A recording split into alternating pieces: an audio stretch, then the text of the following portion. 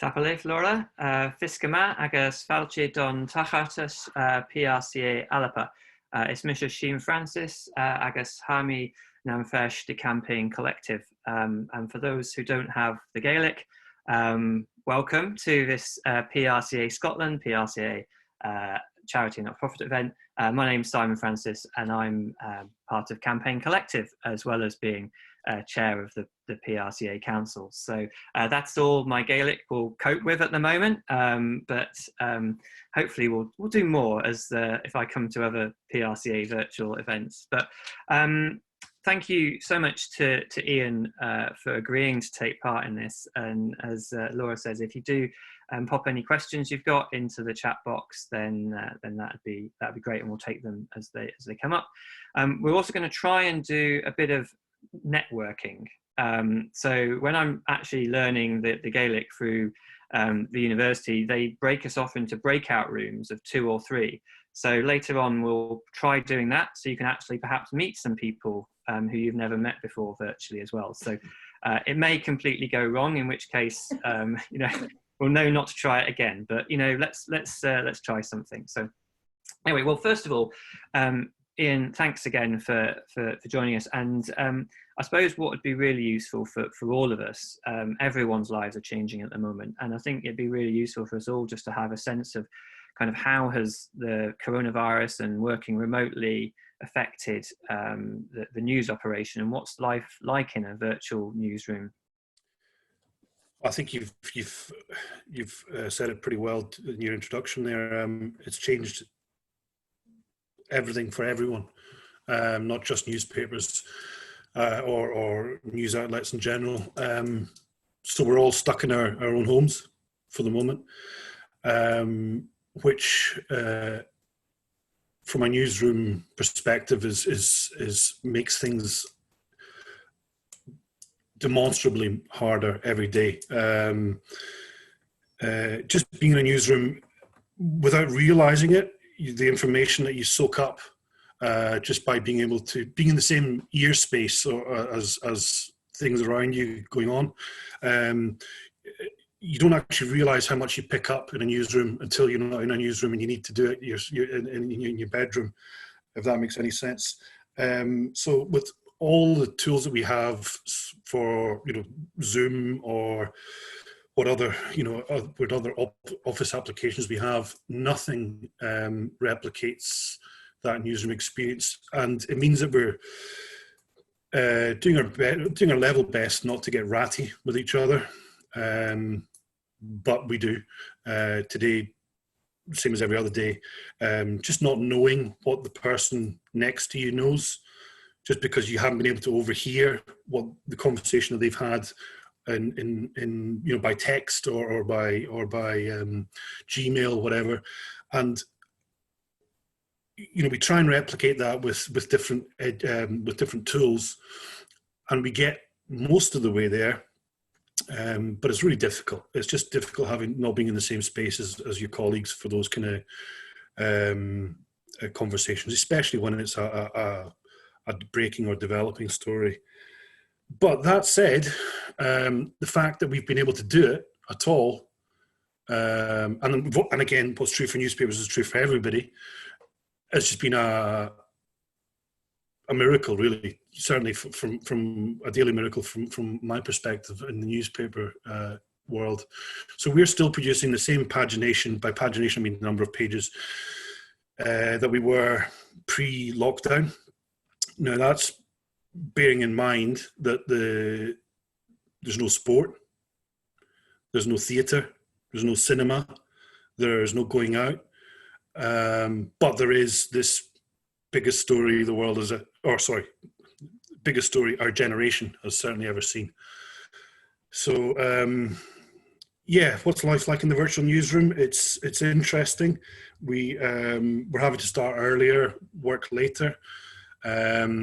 It's challenging. Like I say, you don't realize the conversations that you have and the importance that they have until you can't hear them, if that makes any sense. Mm-hmm. And so what sort of change, you obviously mentioned you're starting earlier, what sort of changed in terms of a daily schedule or, kind of news conferences? So people might be used to how it works traditionally. How have things changed there? Well, the company that I work for, JPI Media, formerly Johnson Press, has, like every media company every traditional print media company, been going through a realignment process before COVID. And the irony of COVID is that it's the biggest story that we could ever dream of. And it may be the one that makes or breaks us. That's to say, people can't go out and buy papers the same way that they could before, or it's certainly a lot harder for them to do that. But they can access the story online. So our numbers, and what's true for us is true for every other media organisation, our numbers for our online proposition have been through the roof. I mean, they've been stellar.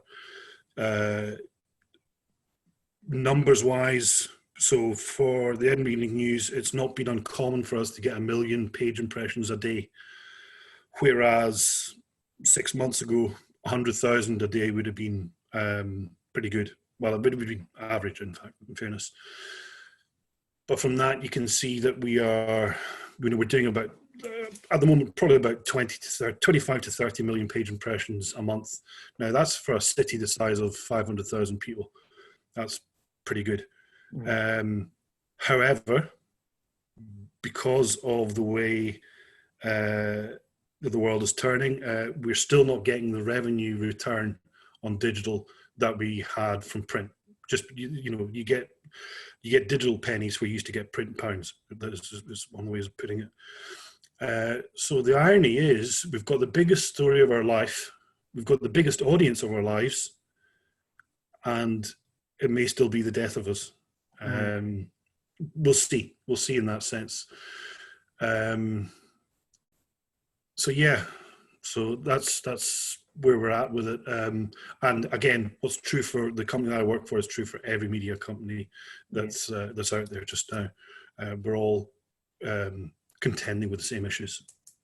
And you still, I mean, forgive my words, I go shopping on a Sunday now, so the Evening News isn't printing. Are you still doing print copies at the moment? Or have you we are. And the print sales are actually holding up remarkably well, given the circumstances we're in. I mean, the demographic that we have for print is, I think, fair to say, a more mature audience. And we've gotten to the stage now with circulation that, any flab, if you like, in terms of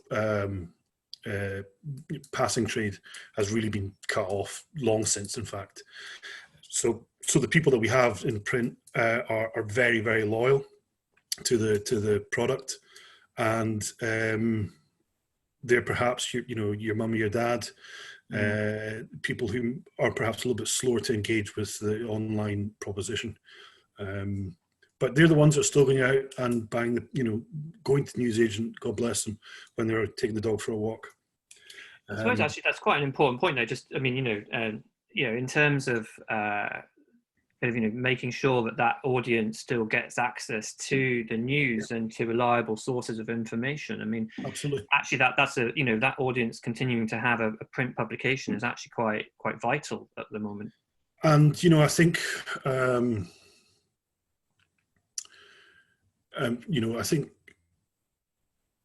there are a lot of people further up the tree, like I say, in all media organisations, and not just mine, who are probably having these discussions just now, where we say, okay, the decision that we knew we were going to have to make, maybe 3 or 4 years down the line, in terms of the future for print, is something that's going to be foisted upon us by COVID, probably sooner rather than later.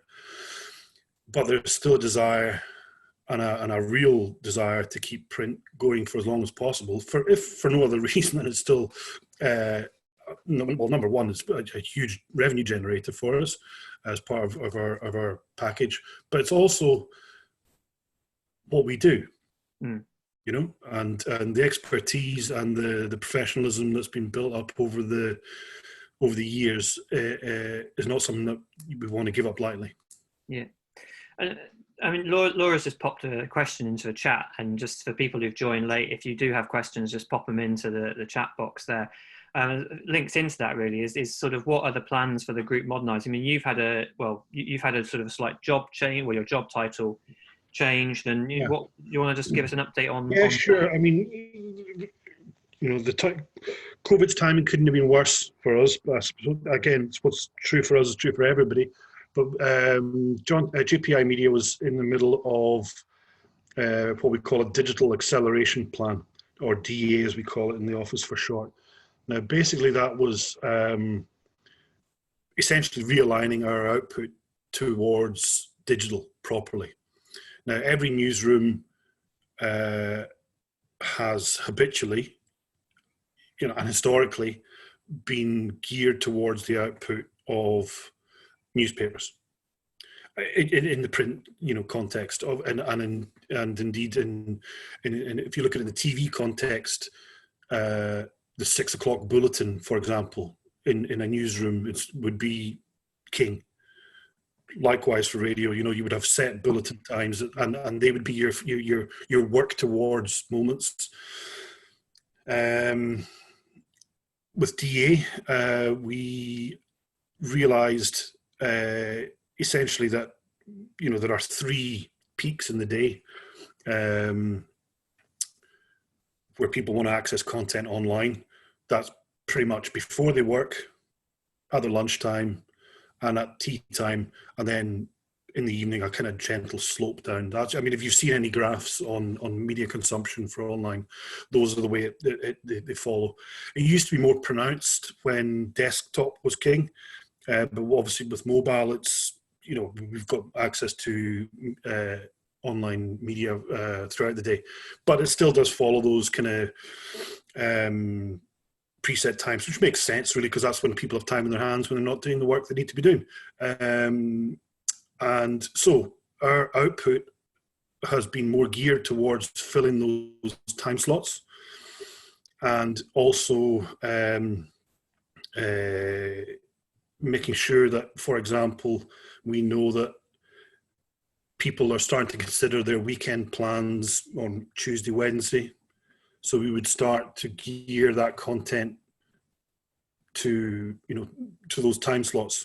Basically trying to say, okay, we've got this wonderful thing called the internet, which tells us what people want, when they want it.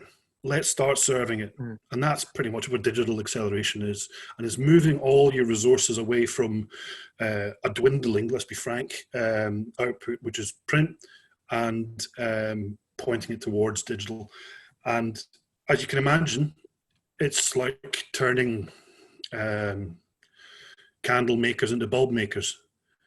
It's not without its scratchiness, shall we say. And it's difficult. So yeah, we were right in the middle of all of that when COVID came along. So what we've done is we've come to a halfway house at the moment where people such as myself have, we've kind of realised when we changed the rotas and what have you, that we might, like every organisation, we might have to build in some kind of resilience towards sickness and that kind of idea. What's the minimum we can do that we can still get papers produced, because we need to ride that horse still, and also work towards a publishing schedule where we publish stuff at the appropriate time that we know that people want to read it online. So that's probably as clear as mud, and I apologise, but basically what it means is we're kind of halfway between those two working patterns. So we wanted to go full digital acceleration, and which is something that had been trialled very successfully in some smaller papers in the northeast of England that we own. So that had been done down there successfully and had been shown to work. And the papers had still come off stone and they'd still thrived.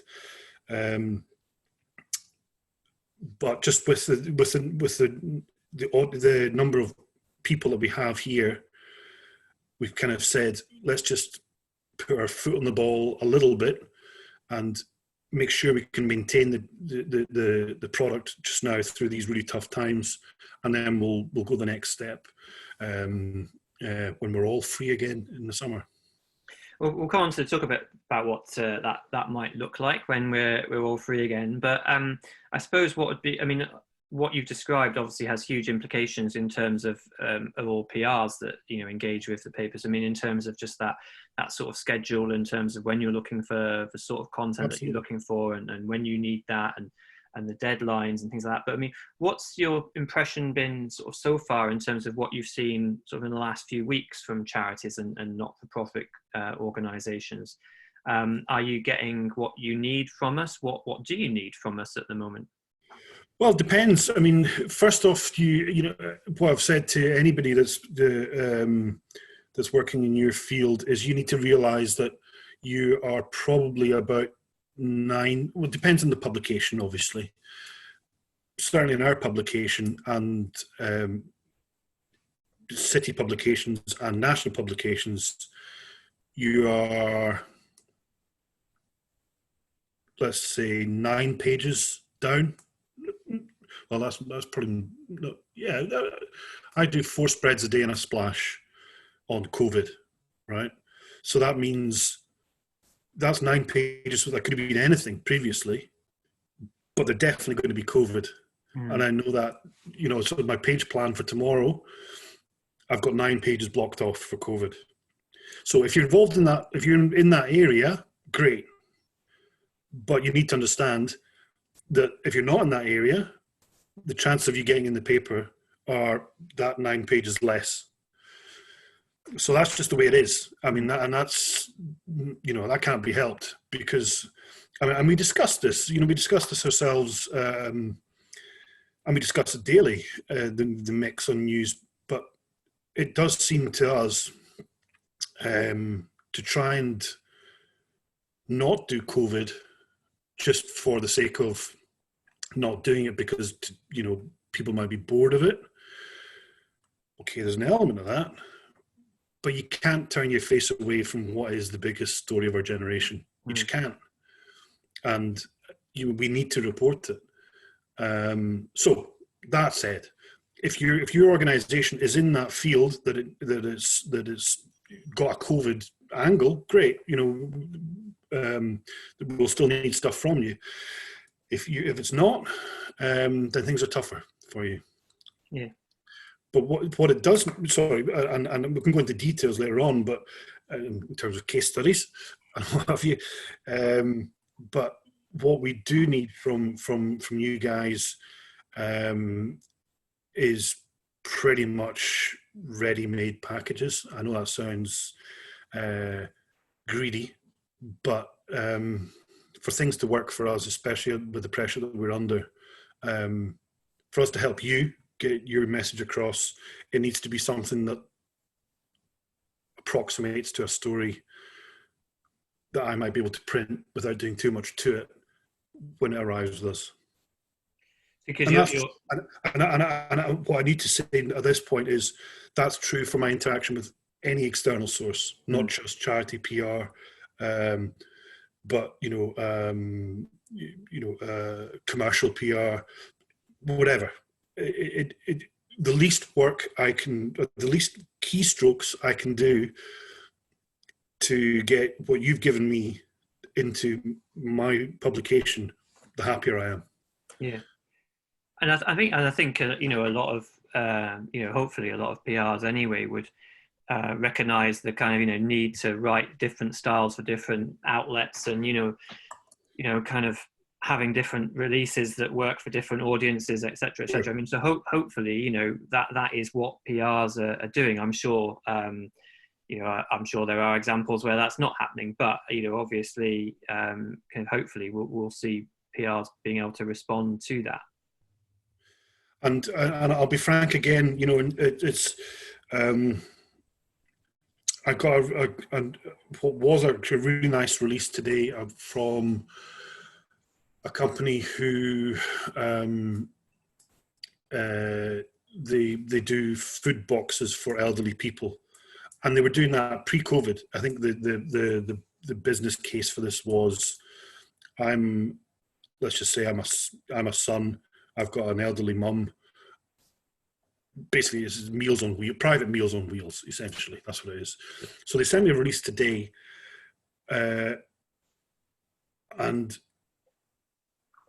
you know, I've got fairly limited time to read any email, but I couldn't actually figure out what the story was. But it was something about the founder of the organization had slipped in to every box he was delivering a message that explained that when the granny was ordering the meal, let me get this right.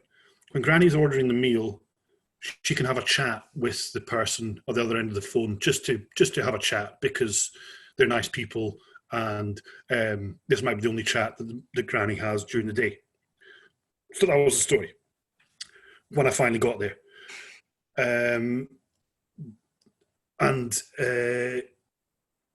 Sorry, the point of telling you that story was I had to phone up the PR firm. I'm not going to say which PR firm it was, just in case there's anybody from the firm here tonight, and say, listen, can you explain this to me again?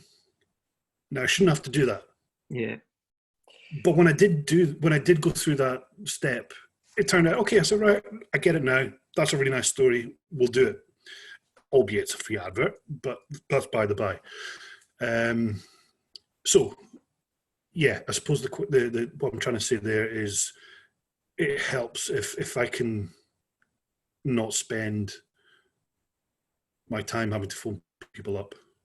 Which actually is you know, is actually really important bit of advice, I think, for everyone, because, you know, almost gone are the days of the idea of a feature pitch where you sort of say, let's work on this idea together, unless it's something massive or it's something really linked into COVID. You just need to know what's the story, give us the copy, give us the content that we can then use. We don't have time to sort of, you know, work this up into something that's... Well, sometimes we do. For example, on COVID, we've entered into quite a good relationship with RBS, who are, you know, putting their best foot forward and turning their HQ into a bit of a depot for people to dump food, etc. And they're working as a signposting, if you like, for various organisations to get things out to community. Now, for me, that works, if only because of the what it does is it, you know, I don't know how many of us remember the hubris of RBS in their heyday when everything was peachy, and anybody who had any sense in the world could tell you that it was going to end in tears, and it did end in tears. And here they are now, turning what was the absolute,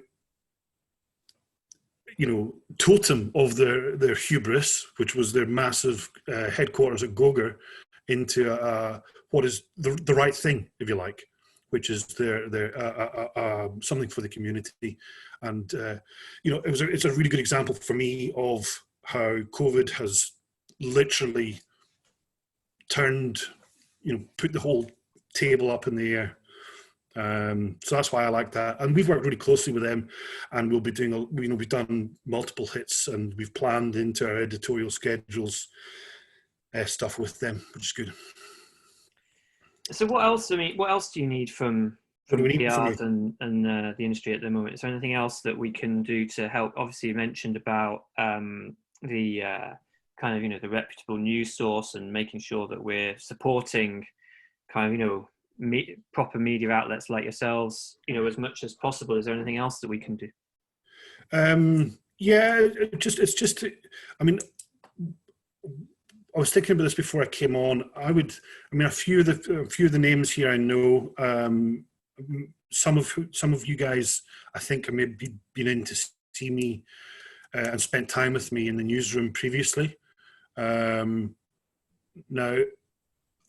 I wish I could do that with every PR person that I work with. because I think anybody that's ever spent any time with us in the newsroom finds it instructive just to get a handle on for example, the way that we approach our email baskets, and it's often quite horrific for somebody on the other side of the fence to see how brutal we are, just because of the constraints we're under. So your question was, is there anything else you can do?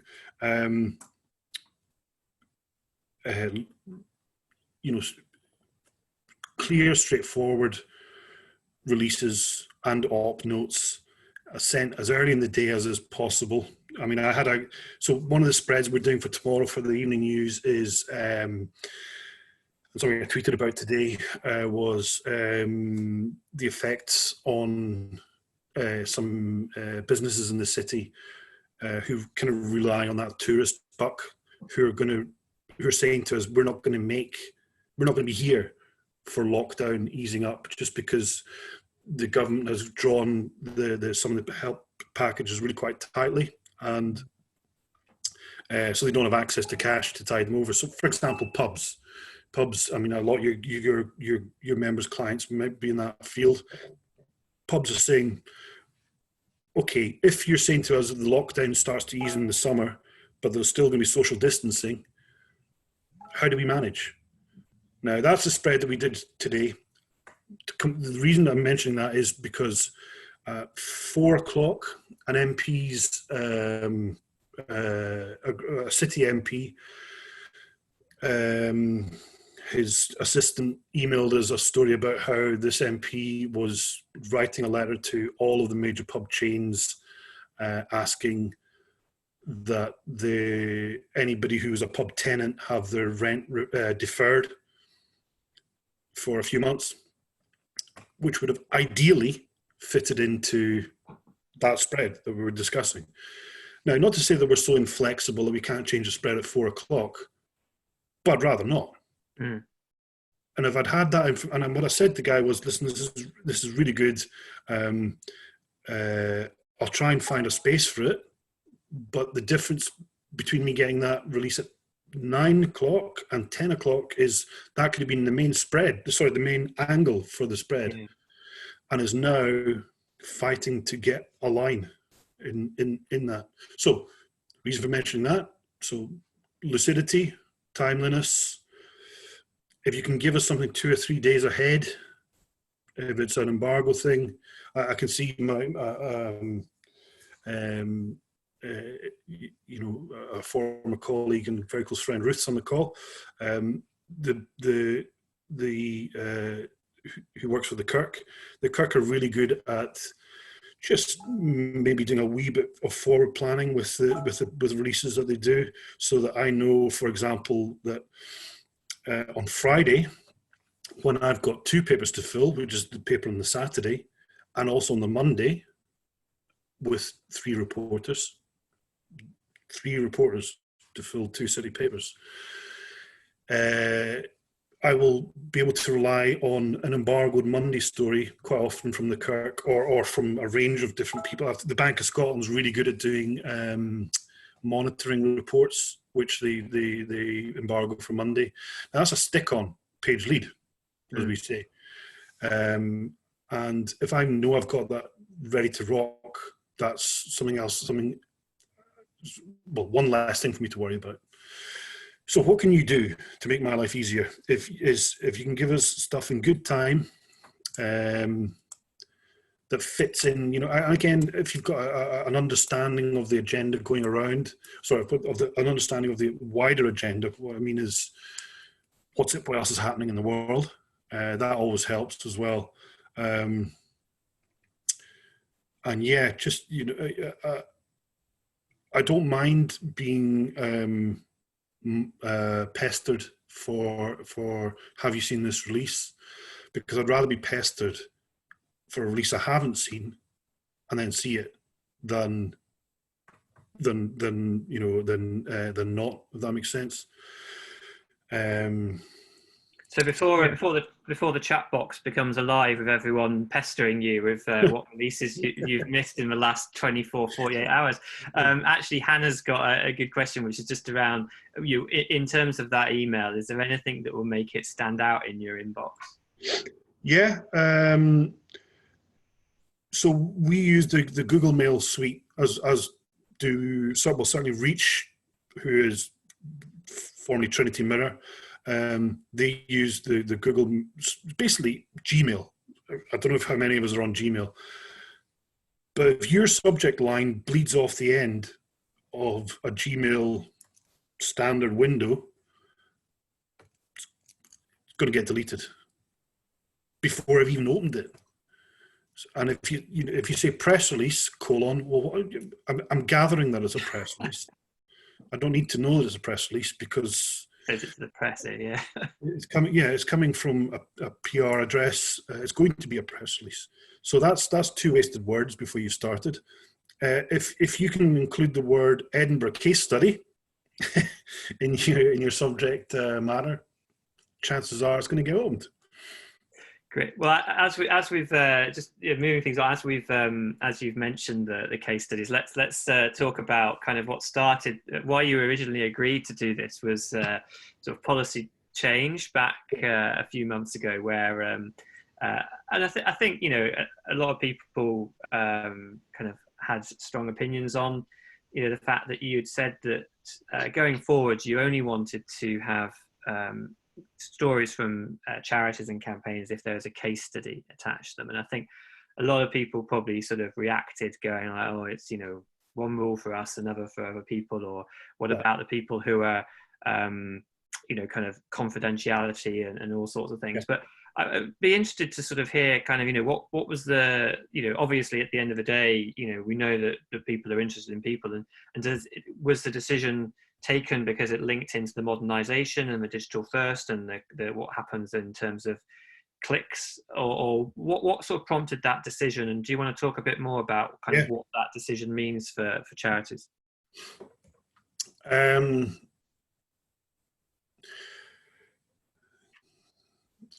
What's true? Okay, so that this arose out of I was probably frustrated on that particular day. I think probably is it fair to say. I think it was a charity had come to us, one of the Edinburgh charities, and they had come to us repeatedly and asked us to help them out with their appeal of some sort. I can't remember which charity it was, and if I could, I probably shouldn't say. And I can't remember the appeal was. I went, okay, well, can you provide us with access to the people who use your service to say how good you are and why your service is vital to them and has kept their head above water? And they couldn't. And I said, well, and I said to the PR person, listen, what's your guilty pleasure in terms of media? And she went, sorry? I said, well, what's your guilty pleasure? And I've asked the question of everybody here. I imagine that quite a lot of people might say it's the Daily Mail website. Now, whether you like it or you hate it, I have no strong views on it, except to say what I will say is that they do very very well. Now, if you were to click on the Daily Mail website just now, every story, well, that's not true. I would say probably 95 out of 100 stories on that website will be illustrated with a human face. And now you said it yourself in the passing, we all understand that people like people. I think that's what you said when we came on the subject. But I'm not sure that message does always get across to when you guys are trying to punt the stories. Now, what you asked was whether that had been accelerated by digital acceleration. Sorry, the move to online. I think perhaps it has, without me realizing it as being an overt thing. The average dwell time on a story online is, I don't know if any of you are aware of these kind of stats, but it varies from somewhere between, well, it can be a matter of seconds, a couple of seconds when people realize it's not what they want, to a maximum of about 1:30. If you get 1:30 dwell time in a story, that is brilliant. And that's advertising heaven, because all the stuff that's around the side, if they get eyeballs on the story in the middle, and you're getting eyeballs on the stuff on the side, that is what they want. Okay. Now, for us to try and sell an abstract concept to anybody without a human story becomes really difficult. I'm not saying that people are stupid. I'm not saying that our readers are thick, but the stats speak for themselves in terms of the dwell time in stories. They are not staying on stories that don't have human value to them.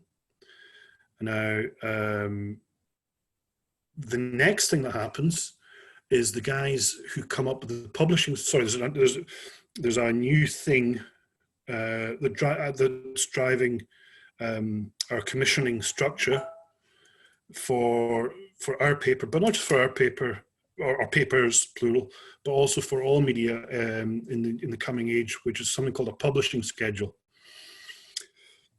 Now, I don't know if you've ever seen one of these. Basically, the publishing schedule is, here is the number of stories that we expect you to produce on any given day. Here is the mix of stories that we expect you to produce on any given day based on the statistics of what we know works and doesn't work. So on any given day, we will have X number of people stories, X number of business stories, X number of retro stories, etc., etc.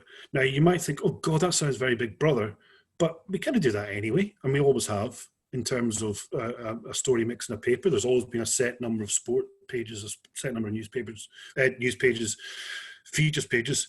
But what it does is it puts down in black and white, here is the way that we're going to do things based on what we know works. So why should you know that? Because that's a challenge that you guys have to deal with, because it's not me you have to convince. It's the guy that holds the publishing schedule. Really, at the end of the day, they're the new masters in the media landscape, and they're not going to be convinced by anything except for what works. And actually, that publishing schedule, from how you described it, actually is led by actually what people are reading. So Correct. It's not even the publishers that you need to get into. It's actually the general public. If you want to change what people are consuming, then you need to talk to the people and get them. Yeah. And I think that's again, that's fascinating. I mean, again, and interesting from the PR point of view is that at the end of the day, it's that whole adage of back in the old days. There was I think one of my first bosses says, well, there's no point in you ever getting a nib, because people aren't going to remember it, and you probably haven't delivered any key messages, and so it's kind of pointless coverage for you. It might be good copy for a piece, but it's not going to work. Similarly now, there's not much point us generating some coverage which is going to appear on the website and is then going to have people bouncing off straight away, because they're not going to have read the story, they're not going to have read the key messages, they're not going to have heard from our spokesperson, all the other things. Again, it kind of works in our favor that we're, able to use the audience insight and intelligence that news organizations are able to deliver with the data and the publishing schedules, and use those to our for our advantage. Sorry, Karen. I was going to say, I think part of the reticence and part of the reaction, certainly that I felt that I got when I raised this last, publicly, was, and which surprised me, has to be said, but I think part of the reaction may have been driven by distrust of our intentions. When I say our, I mean the media's intentions. Like, for example, is it is it poverty porn for us to want to speak to a client of an organisation that deals with people who are homeless, for example? And I get that, and I understand that, and what I tried to explain at the time was that we we do deal with people who are in these situations, independent of PR companies and independent of organisations regularly. And we try and do so with sensitivity and professionalism anyway. However, what I would say is being realistic about it. If your fear is what's that reporter going to get that person to say that I don't want them to say, or what's that person going to say that I don't want them, because they're maybe not in full possession of their faculties, shall we say. The situation is now so grave in the media that if you do the legwork and you provide the case study for us, we'll take it. Almost without question. We're just happy to have it. So when I said we want access to case studies, that's in an ideal world where I could actually put a reporter onto that story to then go and speak to that person. But if you've done that for us, brilliant. Mm. Yeah, and I think that's obviously then where we get into kind of an issue for another discussion about kind of how do you ethically work with case studies, and how do you prepare them for kind of the way that they're going to engage with the media, and what's going to happen after they get that. So, and I think you've probably sort of touched on one of the questions that Diane sent in, just about curious as to why it got pushed back, and I think it is perhaps partly that, but also I think that there's sort of a sense in general in the charity not-for-profit sector that we're always just treated differently by the media, by politicians, by society, and that here's another example of the establishment basically trying to not get our message out and not help us talk to people because we're charities, and we're right for the kicking, which I think is not your fault, but is a fault of the wider political climate that charities operate in, and that sort of sense that it could be one rule for one person and one rule for someone else. You're not going to suddenly start seeing, you mentioned RBS, are you going to start saying every time RBS sends you a story that they're going to have to produce a case study of how they've been helped, or backing up whatever decision or announcement they're making? Well, yeah, there's a short answer to that. And certainly, okay, they've got deep pockets, largely because we're lining them as taxpayers. But that's another story. But they can have paid. Where you could have a legitimate gripe with RBS is, well, they can afford for a photographer, I can't. But also they employ good PR people. I'm sorry, who know what the publications that they are targeting, how they work. I mean, quite a few of the people, for example, let's carry on using RBS as an example. Quite a few people are the people that occupy their media relations team have spent large proportions of their lives in newsrooms. I'm not saying you need to, but it certainly does help give you develop an understanding on what what publications want and need and the constraints that they're under. And it just cuts out a lot of time,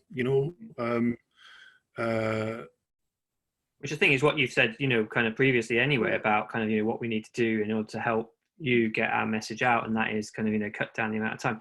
I think there's another good question, actually, Alex has put in the box about actually in a city context. Obviously, Edinburgh's a relatively small city, and kind of how do you, how can we anonymise case studies, especially given the kind of the Edinburgh-centric nature of perhaps the situation that we're talking about? Do you have any? That's a really good question.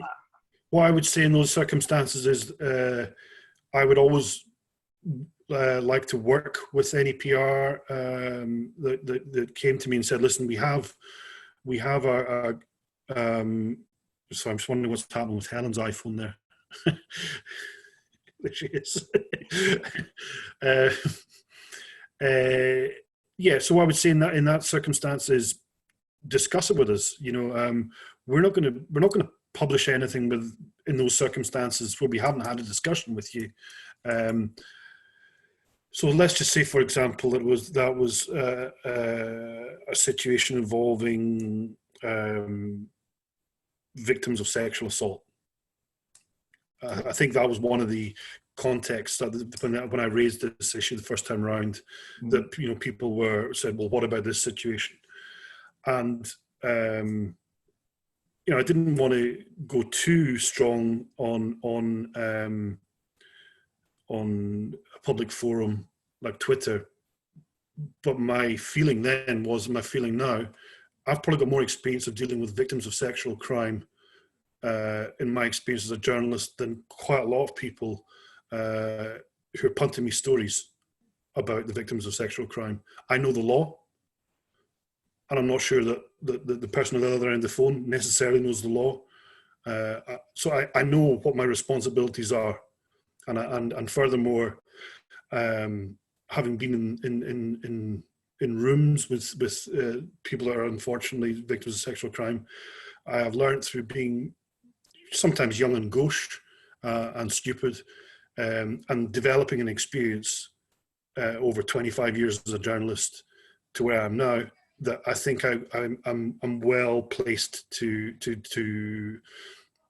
have the best interests of that person at heart, at the same time as trying to get the story into the public domain where it may serve the best interests of the charities that they're involved with. Yeah. Okay. Well, thank you for that. I think I think if people are up for this, we'll try a little breakout now, and what I'll do is, if this works, is put you into groups of 2 or 3. And so you can have a chat to each other, meet some new people potentially. I noticed a number of people have suddenly dropped from the room doing this. So it's quite rapidly dropping the more I do this. But we'll give it a go, and just sort of introduce yourselves, to say who you are, and if you can think of any other questions, pop them. The chat box still works. If you put chat to everyone, you can put them into a chat box, and then we'll come back. We'll only do it for a couple of minutes, and then we'll come back and answer the last couple of questions and wrap up. So, right, so here goes. I'm going to now attempt to put the 18 people that are left in the room from the height of 30 earlier into, let's do it into, just pick a random number really, 8 rooms. So you might have to click on a button, or it should just take you automatically, but fingers crossed. Let's see if this works. Okay, let's go.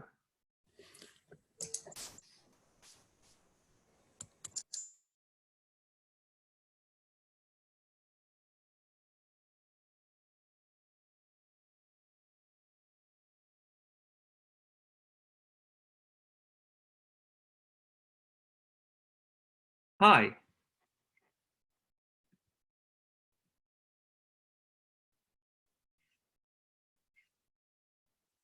So you might have to come off mute. We've got Tim and C. Brooks. Can you hear me? A bit further about. Great. If not a patient's case story, then who? Yeah. Okay. I think everyone now, I think, is back in the room. So I don't know how that was for people. I'm sure Laura will probably do some kind of post-event feedback where it was like it was all fine until you hit that breakout idea, and then it all went a bit pear-shaped. But can I give my input into the breakout? Yeah. I thought it was really nice. Maybe a minute longer for the breakouts next time. I was conscious. Who are you in the room with? I was in the room with Wilma and with Hannah. Well, there you go, Red. I was conscious that some people were in a room by themselves because people had then dropped out. So it's sort of, I was sort of seeing the sort of dropout rates, and I was going, right, poor people who are in a room by themselves are going to wonder what was going on. I'm sure there have been other questions. One that just came up whilst we were waiting everyone to join back in, Iain, was just obviously at the moment there's issues in terms of getting hold of case studies. Yeah, of course. Especially. How do you feel at the moment about having interviews with staff or frontline workers who might be able to kind of give the stories of case studies sort of secondhand or indirectly? Yeah, sure. So,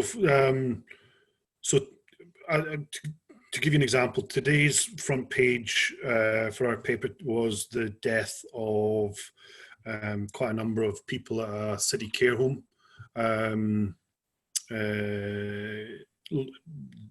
Which had been reported the previous, so that came in quite late last night, and we published the story. And one of the things that we use our own social media channels for now is basically that kind of follow-up. So if we do a story about X number of grannies, grandpas die in care home, we will carefully monitor the reaction to that on Facebook, for example, in the hope that somebody who's got a connection with one of those people will respond to the story. And as often as not, they will. So bingo, today we got a reaction from somebody who has a surviving relative in the care home. And they said, well, I hope it's not my granny next. That might sound trite, but that's quite a good hook for a news story for us. Especially, I mean, the context for this is, I don't know if you know, but the Scottish Government released statistics this afternoon, which showed the number of deaths in care homes from COVID. And I think that pushed the number of fatalities up exponentially. So there was that context for us to do a valid follow-up on deaths in care homes. But having that human dimension was what sealed the deal for us, because it could have been a fairly, not dry, but abstract story on numbers and graphs and no faces, until that person contacted us this afternoon. So what you're asking is, case studies are hard to come by. Will a nurse's story or a care worker's story suffice? Absolutely. We just want, if I think of an example for that, if we carry on using care homes as an example, perhaps the care workers' fear for them, bringing something in inadvertently, and these are people that he or she, I should say, have interacted with for months and grown a bond with, and now they're worried that they may be the harbinger. That's the kind of story we would love to tell, because what that does is it shows that these people who are providing the care for the elderly in our community that we're all worrying about care. Yeah. That they're human as well, if that makes any sense. Yeah, absolutely. I mean, I think as well, I mean, it's difficult as well. I mean, I suppose this is another point, sort of personally, like, my partner's a nurse, and the stuff I hear about is shocking. Yeah. And his life is pretty horrendous. Yeah. But yeah, you'll notice I don't talk about that on Twitter. I'd love to, but I don't want him to get in trouble with the high agents. Well, my partner works in the NHS as well, and she's a nurse. And I said to her yesterday, "How was your day?" And she said, "It was great. We got some PPE today." Now she works in a psychiatric setting, and the number of stories that I could tell. Yeah. But you'll know yourself that the rule number one is you don't ever get your partners involved in any of this. So yeah, but knowing that there are these stories out there, trying to get somebody to tell them is the battle for us. And like I say, no matter who the client is, whether it's an organisation, and that's something I should have made perhaps a little bit clearer at the time when I did tweet. I'm not saying this just to charities. I'm saying this to anybody that's trying to get room in our paper. For whatever reason, if they're trying to sell us a product or whatever, tell us the story through somebody who's experiencing it. Yeah. Which I thought was a fairly simple thing, but the people who perhaps did react badly to it, I can understand their motivation for wanting to protect the clients that they deal with, but any suggestion that we have an agenda or we're Machiavellian, we don't have the time for that anymore. We want to get the paper out the door to the best of our ability whilst still telling compelling stories. Well, thank you very much, Iain, for joining us. Oh, if my anyone's pleasure. got any last questions, do pop them in the chat box now. Otherwise, we'll wrap up. And Laura has reminded everyone that there is a lot of support around COVID at the moment for PR professionals on the PRCA website. So do check that out, prca.org.uk, including free membership if any PRs are kind of affected or potentially losing their jobs or furloughed. So please do take advantage of that. Also, I'm not going to read out all of Laura's points because there's quite a few. You can read them yourselves. Those are the two that I was going to probably make as well. But the third one I'd make is to absolutely consider coming to PR Fest. And I know I have to schedule a time to record my talk on the social impact of communications, which I will do, Laura. But yeah, that's another great event. But keep an eye on the PRCA Scotland Twitter handle for more dates and events that are coming up. We have had two extra comments come in.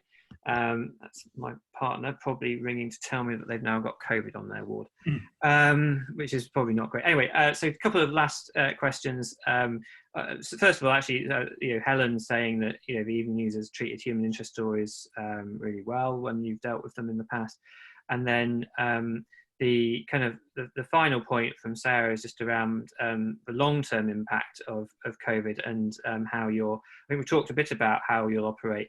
I mean, do you see obviously I think at the start you kind of indicate that you can't wait to get back, or you might not wait, you're missing the day-to-day newsroom. Do you think there's anything that will change permanently as a result of the situation that we're in at the moment in the newsroom? Oh, that's a really good question. I think we're. I don't know how the answer to that. I think that we're all of us across society in for the biggest change in our lifetime. Home working, just off the top of our head. Now that we've proved that we can do it, all of us in all walks of life. It's going to be quite difficult for us to try and maintain flagship office. Not saying that our office is a flagship anymore, but there are a lot of people who do work in flagship offices in the city. I'm not sure that's ever coming back. The way that we worked in offices previously. Likewise, I can actually taste clean air in the Edinburgh city centre. Are we going to go back to? The questions are much more profound for society than I can answer here. But I think we're in for a major upheaval. For better, for worse, I don't know. That remains to be seen. It's certainly uncertain times for newspapers. I suppose I can only worry about the things that I can affect. That's the way I try and rationalize my life. So I can try and maintain the quality of the journalism that the team produces, such as it is. I can't affect whether the company that I work for is going to exist beyond next month. Let's be frank. Are all newspapers going to survive? No. Are all other media forms of media, not just us, but commercial radio? If people don't have the people to advertise with them, we're talking about a 33% drop in GDP this year. And like I said, a spread for tomorrow that says that a lot of companies in this city, as an example, aren't going to be able to survive the lockdown, no matter when the lockdown is lifted, even at its best guesstimate, midsummer, well, early summer. So yeah, a lot of the restaurants aren't opening again. A lot of the pubs that you see aren't going to open again. The theatres and the cinemas, when they do open, they're going to be vastly different than you experienced just now. So yeah, so it's all wild. In the meantime, we can only just do what we're doing. Crikey, that sounds very philosophical. Philosophy is always a good way to end a PRCA Scotland event. So thank you, Iain, again for your time, and thank you everyone here for turning up to this Zoom event and taking part. And fingers crossed, there'll be more Zoom events and PRCA coming up. I'm just going to hand back. Laura, did you have any closing remarks you wanted to add? But thank you everyone for taking part today. Yeah, just a big thanks to everyone for joining, obviously, to Iain for taking time out of his schedule. Obviously, it's a crazy time for you just now, having to manage all that. Simon, obviously, for hosting as well. If you do have feedback for us, then please do channel it through us. We're quite happy to take feedback and put that into our learning and development plans for people, because if you're finding an issue, maybe PR people don't know about it. I think you and I chatted about that before. Maybe they don't know. It's an area they need to work on. So be happy to feed that back in. And also, nobody's got a crystal ball. Nobody really knows what's going to happen. But I think if we can continue to work together, that's our message. It's been our message the whole time. If we can continue to work together and help each other, that's really all we can hope for just now. If I could just add in at the end, first, thank you very much. Thanks for the invitation. I appreciate it. Thanks for having me. I know some of the names underneath in these wee boxes, like Celebrity Squares. I know some of you I've worked with, show my age there. I've worked with some of you, worked with most of you, I think, probably over the time. If I haven't, then I look forward to working with you in the future. And if I haven't answered your emails, I apologise. If anybody wants to come in, if we're ever going to get back into the newsroom and spend that day with me, or a couple of hours, whatever, I'd be more than happy to do that for you on a one-to-one basis or group through the organisation, whichever's easier. Yeah,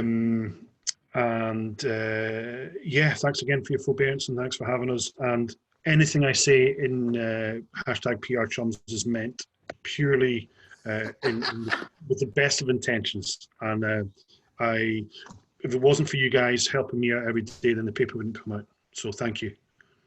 Thank you. Right, hang on that. So Ushkava, goodbye. See you later. Bye. Cheers, guys. Thanks very much. Thanks. Bye.